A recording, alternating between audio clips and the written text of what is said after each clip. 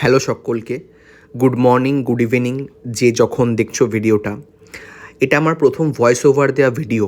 এর আগে আমি ফেসবুক এবং ইনস্টাগ্রামে অনেকগুলোই ভিডিও বানিয়েছি এবং সেগুলো ছিল মোটামুটি কিছু মন্দিরের ভিডিও, কিছু ঘুরতে যাবার ভিডিও বা কিছু রেস্টুরেন্টের বা কোনো ক্যাফের ভিডিও। আর আমি এছাড়াও আমার ঘরের কিছু ভিডিও শেয়ার করেছিলাম, যেখানে আমি ঘরের কিছু কাজ যেগুলো আমি দৈনন্দিন জীবনে করি এবং কিছু রান্নার ভিডিও শেয়ার করেছি।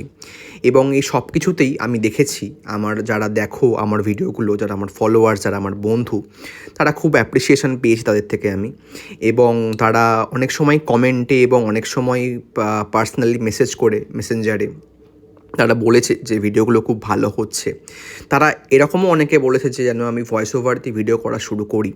তার জন্যই আমার এই প্রথম ভয়েস ওভার দেওয়া ভিডিও। তো ভিডিও শুরু করার আগে কয়েকটা কথা শুধু চাই আমি বলে নিতে। সেটা হচ্ছে যে আমরা এই মুহূর্তে সবাই জানি আমাদের কলকাতা এবং হাওড়া সহ গোটা পশ্চিমবঙ্গে কী চলছে। কারণ আমরা সবাই এই মুহূর্তে আমাদের মনের অবস্থা খুবই খারাপ এবং আমরা সবাই একটা বেটার দিনের অপেক্ষা করছি। লাস্ট কিছু দিন ধরে আমি আগে যেভাবে ভিডিও বানাতাম বা যেভাবে ভিডিও বানাবার জন্য মনে আগ্রহ থাকতো, সেগুলো একেবারেই ছিল না। তবুও আমাদের একটা কাজের জন্য আমাকে এবং আমার মাকে, তোমরা আমার মাকে অনেকবারই দেখেছো আমার ভিডিওতে এবং আমার ফেসবুকে। আমাদের স্প্ল্যানেডে যাওয়ার একটু দরকার হয়ে পড়েছিল। তো আমার বাড়ি হাওড়া ময়দান মেট্রোর খুবই কাছে।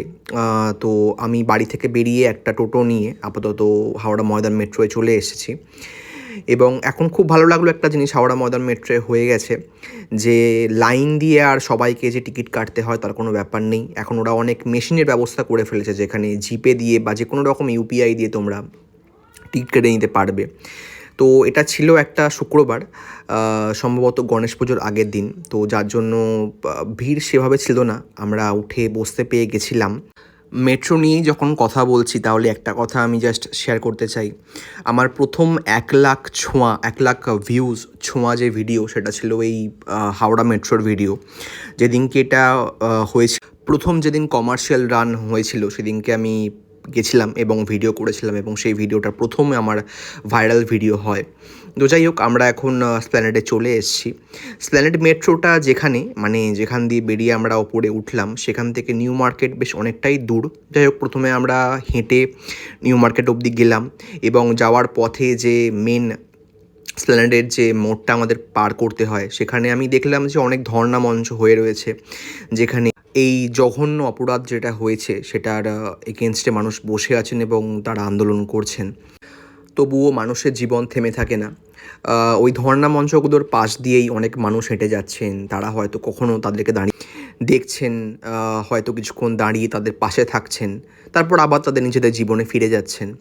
এইভাবেই যতক্ষণ না পর্যন্ত আমরা একটা সুবিচার পাচ্ছি, আমাদেরকে এই জিনিসটা চালিয়ে নিয়ে যেতেই হবে। তো যাই হোক, আমরা তারপরে বেরিয়ে ওই জিনিসটা পার করে চলে গেলাম নিউ মার্কেটে।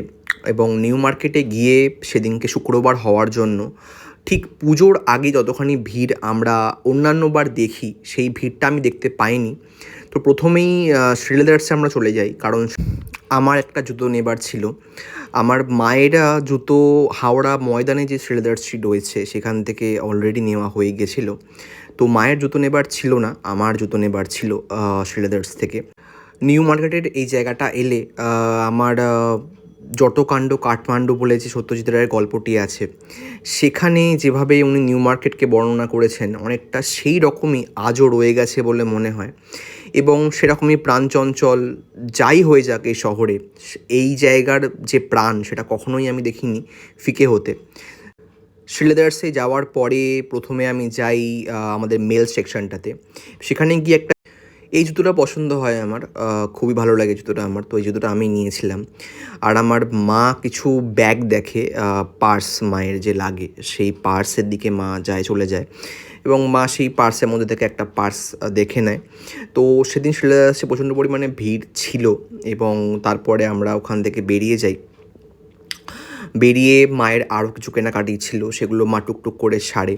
আর আমি আমার গাড়ি মানে আমার ফোর হুইলারের ঠিক পিছনে যে আমরা পুতুল রাখি, সেই পুতুলগুলোই মেনলি কিনতে গেছিলাম। সেটা আমি যেহেতু ওখানে খুবই দরদাম করে জিনিসপত্রগুলো কিনতে হয়, সেটা আমি তোমাদেরকে দেখাচ্ছি একটু পরে।